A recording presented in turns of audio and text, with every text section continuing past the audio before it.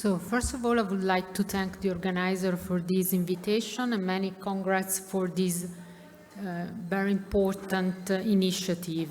It's so important to study cardiovascular disease in women because clearly it is underdiagnosed and there is a general undertreatment. So my topic is for this lecture to speak about gender difference in coronary artery disease. As we know, there are different causes of myocardial ischemia, and obstructive coronary artery disease is only one of many reasons of myocardial ischemia. This is men and women. But apart from obstructive coronary artery disease, we do have other causes of myocardial ischemia, such as coronary microvascular dysfunction, vascular spasm, myocardial breach, primary metabolic abnormality, inflammation, systemic inflammatory and autoimmune disease, platelet, and coagulation. This is a figure taken from our EAPCI consensus document on INOCA, and I think that clearly demonstrate the variety of causes of ischemia that can be caused, as I said, by obstructive coronary artery disease. We all know there is atherosclerotic disease in a chronic coronary syndrome, reduction in FFR, and demand ischemia and angina, or vulnerable plaque rupture, thrombosis, and acute coronary syndrome. But there is also ischemia that is caused by non-obstructive coronary artery disease. You can have coronary microvascular dysfunction affecting the coronary microcirculation that is, by the way, occurring in a patient with several cardiac risk factors. This causes microvascular angina and contributes to myocardial ischemia and coronary artery disease. Or you can have vasospastic angina affecting epicardial coronary artery with transit vasospasm and Prinzmetal angina or vasospastic angina, or in case of persistent vasospasm, myocardial infarction. However, it's important to take into account that non-obstructive coronary artery sclerosis is frequent only in INOCA patients, and both the condition, coronary microvascular dysfunction and vasospastic angina, can be present at the same time. So let's first focus on obstructive coronary artery disease. There is a robust literature just showing the presence of sex differences in obstructive coronary artery disease undergoing myocardial revascularization. In this figure is a kind of summarized the difference following PCI. Females more frequently than men have more comorbidities, are older, less frequently they are treated via radial access, there are more procedure-related bleeding complications, are less often receiving guideline-recommended treatment for angina, and have a higher risk than males of short and long-term adverse events. But results in coronary artery disease and myocardial vascularization in this patient are conflicting between clinical trials, registry, sub-studies, and meta-analysis. This is, again, a summary of some of the latest registry and sub-analysis, just showing sex difference in obstructive coronary artery disease presented with chronic coronary syndrome treated with PCI. In most of these data, just to underline, however, that the percentage of women undergoing PCI in this registry is between the 23% and 32%. So even in real-world registry, there is an underrepresentation of women, but all consistently show that there is difference in 30-day, but also longer-term major adverse cardiac events as compared with their men counterpart. We recently published our sub-analysis from the Delta. Delta was a quite large registry, 7,000 patients undergoing PCI with DS and CABG, and we did a sub-analysis from this registry, and we did show that at least in patients with unprotected left main treated with these two different revascularization modality, CABG carried a lower risk of primary endpoint as all cause of death and the composite of cardiac death and MI in women, but not in men. And DS were compared to CABG. The results were consistent with the main analysis, and there was no difference indeed in primary endpoint, while the difference was with better outcomes with CABG as compared in women as compared with, in men as compared with women. But as I said, there are different results coming from randomized clinical trial. Again, we are taking into account a higher risk population, the patients that are undergone for unprotected left main disease or three-vessel disease. We are talking about Syntax, Excel, and pre-combat trial, for example. And as you see, again, large underrepresentation of women from 10% to 23%, and gender-specific data is scarce. But however, from these trials, and Dr. Alaide already showed that at 5-year follow-up, women undergoing PCI had higher mortality rates, no difference in this randomized trial in CABG, but at 10-year follow-up, interaction between sex and treatment strategy was no longer visible. Excel trial, again, randomized clinical trial with patients with unprotected left main undergoing PCI versus CABG. Sex was not an independent predictor of adverse events after PCI. Trend towards worse outcomes, more frequent pre-existing comorbidities, and more periprocedural complications. So again, there is not concordance from the data that we get from real-world registry as well as compared with the data coming from randomized clinical trial in coronary artery disease, obstructive coronary artery disease treated with myocardial revascularization. But as it was pointed out by the Lancet Commission on Women and Cardiovascular Disease, and I was one of the commissioners of that Lancet Commission, ischemic heart disease in women, we have also to take into account not only the difference in obstructive coronary artery disease, but other cause of ischemia, as I pointed out in the first slides. One area that is largely understudied, and there are different now research efforts to better understand, is, for example, as we mentioned in OCA, and this was a specific call by the Lancet Commission to take care also about these other causes of ischemia that is mostly frequent, by the way, in our women population. And again, this was the EPCI expert consensus document on INOCA, and I was the first co-author of this paper. And that's again very important because we have to have more awareness for our patient, but also for our physician or cardiologist and also our GP physician, because these are patients that are coming to our attention because of chest pain, that is classical chest pain or sex-specific symptoms, but with multiple risk factors that mostly have non-diagnostic EKG, but have positive stress tests. And it has been recommended, by the way, by European Society of Guidelines 2A class of recommendation, level of evidence B, that this patient should undergo to diagnostic invasive procedure in order to detect which is the cause of INOCA, as well as the usage of acetylcholine evaluation. And you can do this in CALAB. In CALAB, the patient can be studied in order to detect the INOCA endotype, given adenosine and evaluating FFR, IMR, and CFR, that are parameters that can be invasively evaluated as well as non-invasive and can give you a diagnosis of microvascular dysfunction. And at the same step during the coronary angiogram, you can also do invasive vasoreactive testing with acetylcholine in order to detect if there is coronary vasospasm. And again, this is taken from that document. So these are patients that are, because of the presence of CCS and positive stress tests, mostly undergoing to coronary angiography, but the whole awareness is just not to stop there. The fact they don't have obstructive coronary artery disease, but they do have multiple risk factors and they have symptoms and they have a positive stress test should alert to refer to center where they are able to do the diagnosis invasively or to do the diagnosis invasively if you have the facility in your CALAB.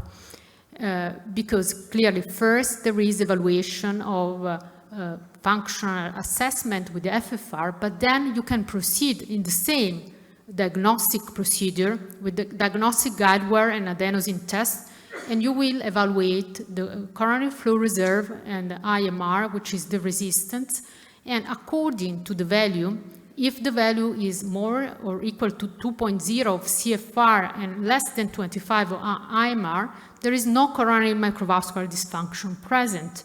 That is one of the endotype of INOCA. Indeed, if the value are less than 2.0 for CFR and more or equal of 25 for IMR, you can indeed diagnose the presence of coronary microvascular dysfunction.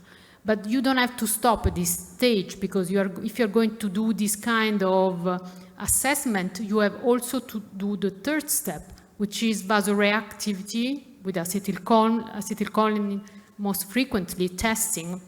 Because if you have indeed the presence of more than 90% diameter reduction plus reproduction of the symptom of the patient and ischemic EKG changes, in this case you have you can have an epicardial vasospastic angina.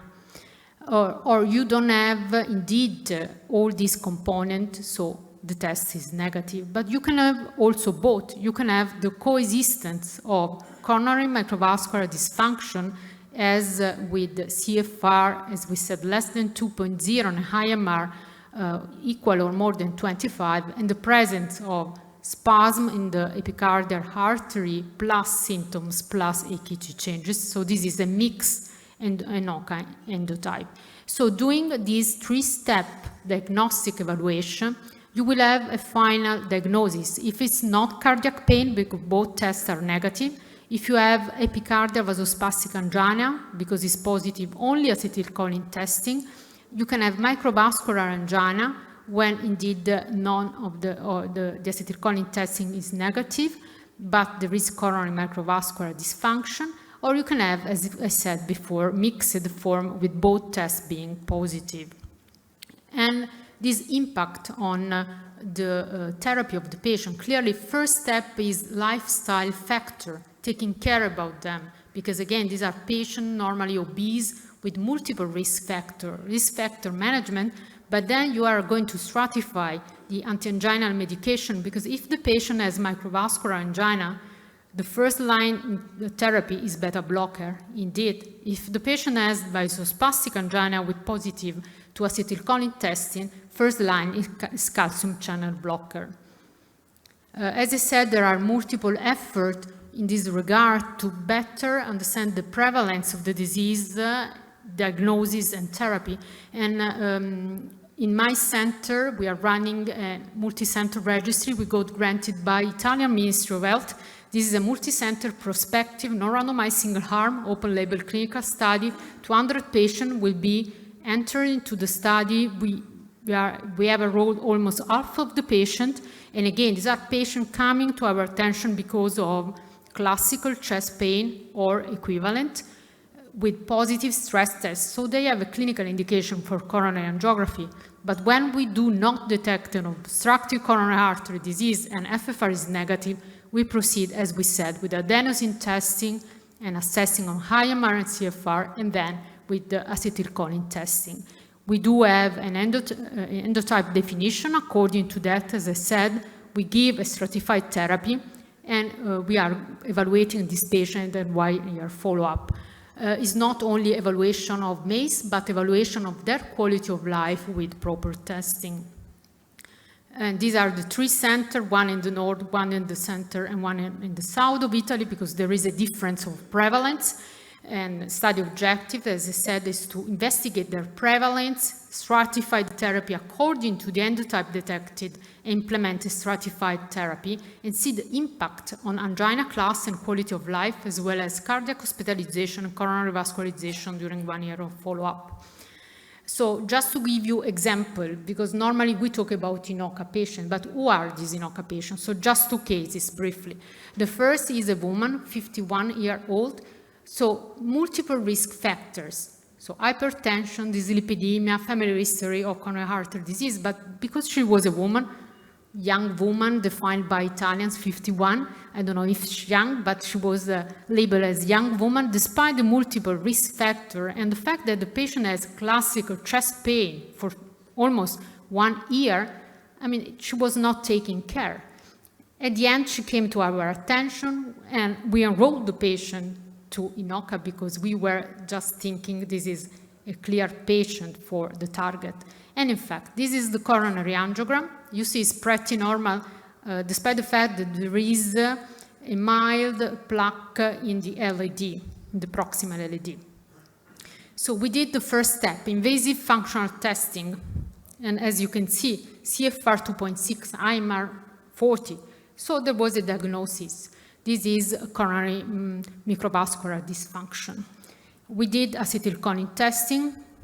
At the last stage, it was negative, and also EKG was negative.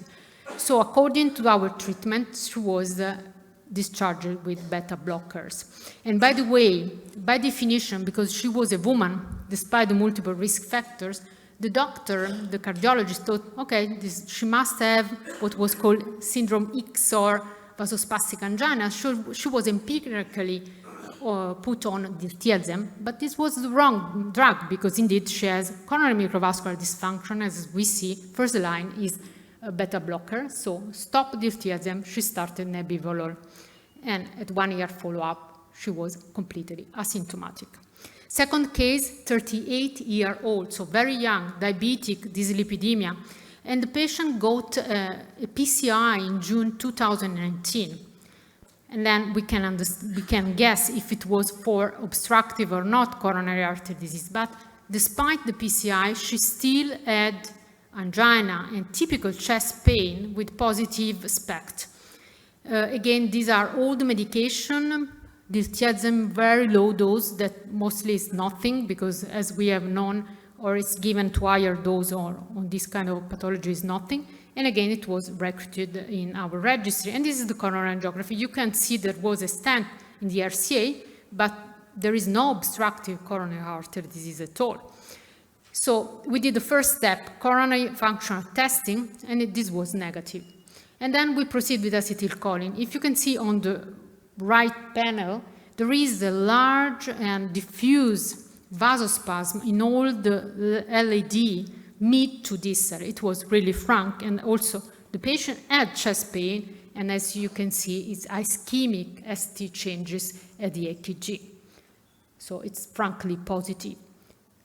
And so it was then going in INOCA endotype of vasospastic angina, and there was finally an up-titration to diltiazem 120/2. And now, finally, after one stent implanted and 1 year of chest pain, it was diagnosed, maybe correctly, maybe that stent was, by the way, implanted in an epicardial vasospasm, and now she is completely asymptomatic. So in conclusion, women with obstructive coronary artery disease presented with chronic coronary syndrome tend to be older, have higher burden of comorbidities. However, results following myocardial revascularization are conflicting within and between clinical trial. We see there is a difference from randomized clinical trial to real-world registry, but however, they are largely underrepresented, so we have no conclusive data. So in randomized clinical trial, apparently there are no difference, but however, in registry, there is a difference in procedural complication and major adverse cardiac events in hospital and long term. In the women, indeed, with non-obstructive coronary artery disease, a stratified approach to address the short and long-term well-being and prognosis is warranted. A tailored counseling on lifestyle factor, risk factor management, as per CVD prevention guidelines, use of pharmacotherapy, but guided by the diagnosis of the correct endotype. I will show you only 2 cases. I have enrolled more than 50 patients in the trial, and every story is quite repetitive. They got the wrong diagnosis, they got the wrong pharmacotherapy, and these patients have very poor quality of life, experiencing chest pain in their everyday life, and mostly, as you've seen, it's people of 50, 39, so they are really in their active life. But given the lack of in-depth knowledge, further research is urgently needed to increase our mechanistic understanding to develop innovative therapies to better manage this serious condition. Thanks for your attention.